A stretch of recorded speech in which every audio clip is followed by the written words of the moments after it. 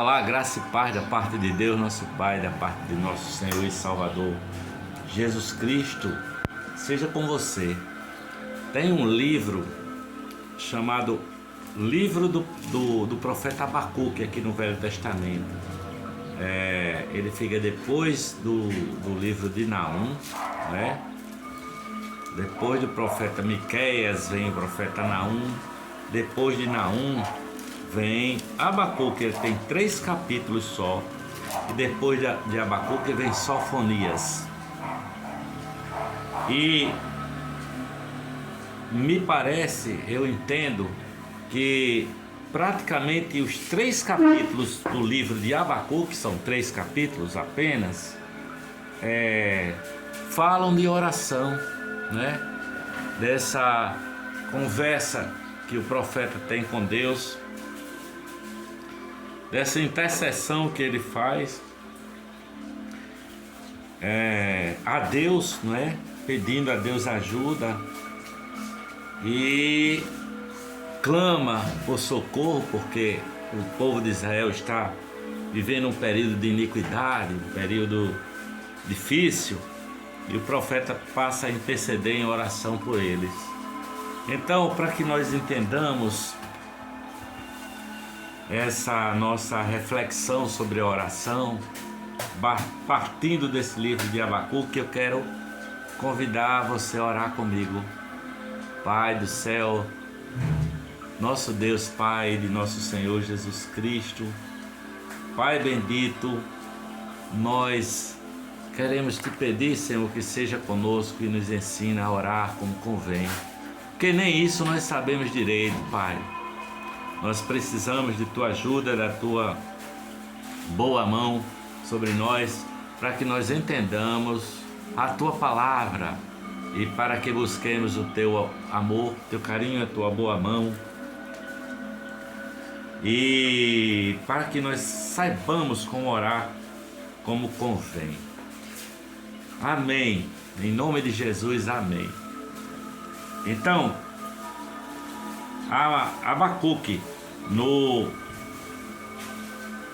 a partir do capítulo 1, versículo 2, diz assim, ó: o peso que viu o profeta Abacuque.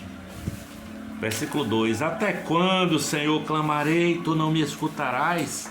Gritarei violência e não salvarás? Por que razão me fazes ver a iniquidade e ver a vexação? Por que a destruição e a violência estão diante de mim? Há também quem suscite contenda e o litígio.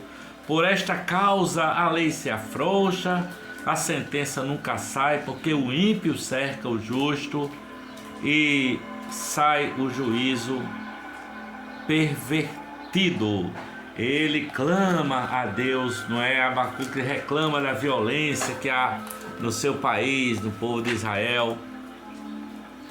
Ele fala da injustiça que está sendo cometida ali entre o povo. Ele fala da impunidade, não é, que está acontecendo. E logo em seguida, Deus diz que vai trazer os caldeus, não é, dos babilônios, para repreendê-los, para como é que se diz, trazer juízo contra eles através desse povo, que é um povo mais ímpio do que o povo de Israel. Ele diz: eu vou usar os caldeus para disciplinar vocês. Aí vamos ver o que é que diz Abacuque acerca disso aí, né? No versículo 13, quando Deus diz que vai trazer os caldeus, e ele vai dizendo, olha, ele diz assim, olha, olhai e maravilhai-vos, porque realizo em vossos dias uma obra que vós não crereis quando vos for contada, porque eis que suscita os caldeus, nação amarga e apressada, que marcha sobre a largura da terra para possuir moradas não suas. Horrível e terrível é.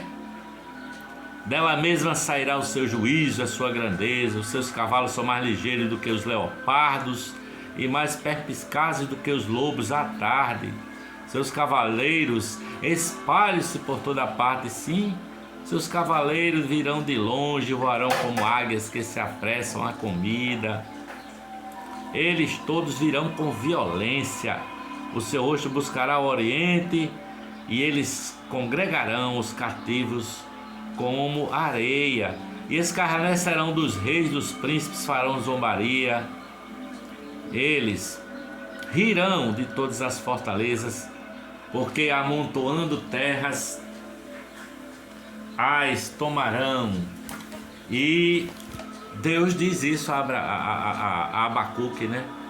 Rapaz, olha, vou suscitar os caldeus aí, esse povo aí, para disciplinar vocês, não é? E ele continua ainda aqui no capítulo 2 de Abacuque, a partir do versículo 12, ele vai dizendo assim, olha: não és tu desde sempre, ó Senhor, meu Deus e meu Santo. Nós não merecemos, nós não morreremos, ó Senhor, para juízo puseste, e tu, ó rocha, o fundaste para o castigar. Tu és tão puro de olhos que não podes ver o mal, e a vexação não podes contemplar. Porque, pois, olhas para os que procedem alevosamente e te calas, quando o ímpio devora aquele que é mais justo do que ele. E farias os homens como os peixes do mar, como os répteis que não tem quem os governe? Ele a todos levanta com o anzol e espalha-os com a sua rede, e os ajunta na sua varredura. Por isso ele se alegra e se regozija. Ele começa a orar e a dizer a Deus: mas Senhor, não seja assim, não é? Não seja assim, dessa maneira. E a partir do capítulo, ele começa a falar alguns ais. Diz assim, a partir do versículo 9, olha, ele diz assim, olha: ai daquele que ajunta em sua casa bens mal adquiridos para pôr o seu ninho no alto, a fim de se livrar da mão do mal. Vergonha maquinaste para a tua casa, destruindo tu a muitos povos. Pecaste contra a tua alma, porque a pedra clamará da parede e a trave lhe responderá do madeireiro. Ai daquele que edifica a cidade com sangue e que funda a cidade com iniquidade. E ele vai dando ais, né? Ele vai dizendo: ai daquele que dá de beber ao seu companheiro, para descobrir o embebedar e ver a sua nudez. Ele vai descobrindo, ele diz: ai da idolatria, não é? Ai daquele que comete a violência. E ele diz assim, olha: ai daquele que faz do pau, não é, o seu Deus, que aproveitará a imagem de escultura que esculpiu o artífice, não é? E Abacuque vai dizendo ainda no capítulo 3, no versículo 15, ele diz assim, ó: tu com os teus cavalos marchaste pelo mar, pela marcha de grandes águas. Ouvindo eu, meu ventre se comoveu a tua voz, tremeram os meus lábios, entrou a podridão nos meus ossos e estremeci dentro de mim. Descanse eu no dia da angústia, quando ele vier contra o povo que nos destruirá. E ele diz mais, o texto mais famoso de Abacuque é que está aqui no capítulo 3, versículo 17 a 19. Porquanto ainda que a figueira não floresça, nem haja fruto da vide, o produto da oliveira minta, e os campos não produzam mantimento, as ovelhas da malhada sejam arrebatadas, e nos currais não haja vacas, todavia eu me alegrarei no Senhor, exultarei no Deus da minha salvação. Jeová o Senhor é a minha força, e fará com os meus pés como os das servas, me fará andar sobre as minhas alturas. E assim termina com oração, começa com oração, termina com oração, esse livro do profeta Abacuque, não é? Deus tinha dito para ele: eu vou usar os caldeus para discipliná-lo, mas vou disciplinar os caldeus também, não é? E Abacuque termina dizendo: realiza a tua obra e assim eu exultarei no Senhor. Há uma oração de adoração, há uma oração de gratidão, há uma oração de petição, de súplicas, mas há uma oração também de contemplação, não é?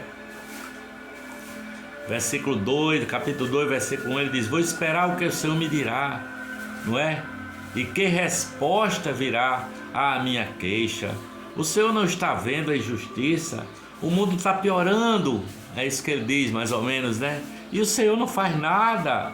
Deus diz que vai tomar providências.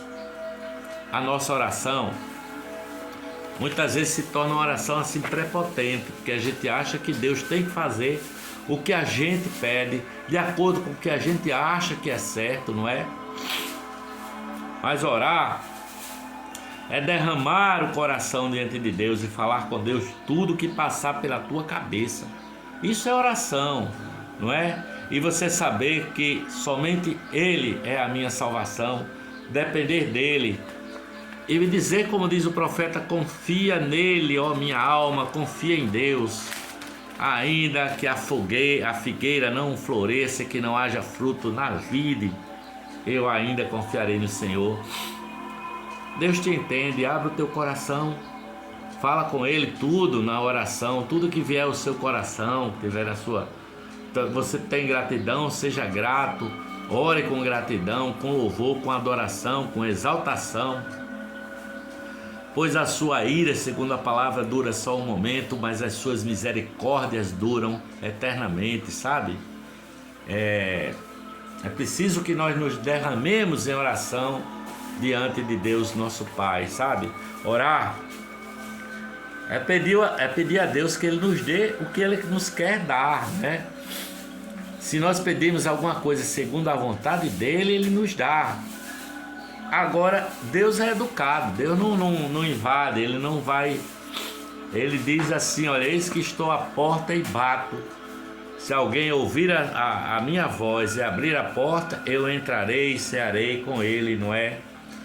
Se alguém ouvir a minha voz. Orar é abrir a porta da nossa vida para que Ele faça o que Ele quiser fazer. Seja feita a tua vontade, como ensinou Jesus Cristo na sua oração modelo, não é? Seja feita, Senhor, a tua vontade. Por quê? Porque a vontade de Deus é boa, a vontade de Deus é perfeita, a vontade de Deus é agradável. Muitas vezes nós queremos que Ele faça a nossa vontade, né? E não sabemos que a nossa vontade muitas vezes nos leva por um caminho que conduz à morte, não é? Um caminho largo e espaçoso, mas que no fim são caminhos de morte, tá certo? Tem a história de que Jacó lutou com Deus para Deus abençoá-lo. Jacó luta com Deus e insiste com Deus que não vai deixá-lo ir se ele não o abençoar, né? E você sabe que essa luta de Jacó com Deus acabou deixando Jacó com uma perna manca, né? Um nervo da coxa ficou, como é que se diz, mancou para o resto da vida. Porque nós brigamos com Deus para que prevaleça a nossa vontade, sabe? Para que a nossa vontade seja a vontade de Deus. Era isso que Jacó queria, prevalecer a vontade dele. Eu não sei o que o Senhor quer assim para a minha vida, mas que seja feita a sua vontade, Senhor. Essa deveria ser a nossa oração, não é? Quem conheceu a mente do Senhor para que seja seu conselheiro, como diz o versículo? Orar é aprender a desejar. Diz o versículo do Salmo 37, verso 5: deleita-te no Senhor, confia nele, e ele concederá o que deseja o teu coração. Você começa a aprender a desejar o que Ele quer te dar, sabe? Porque dentro de nós guerreiam paixões, não é? As paixões guerreiam.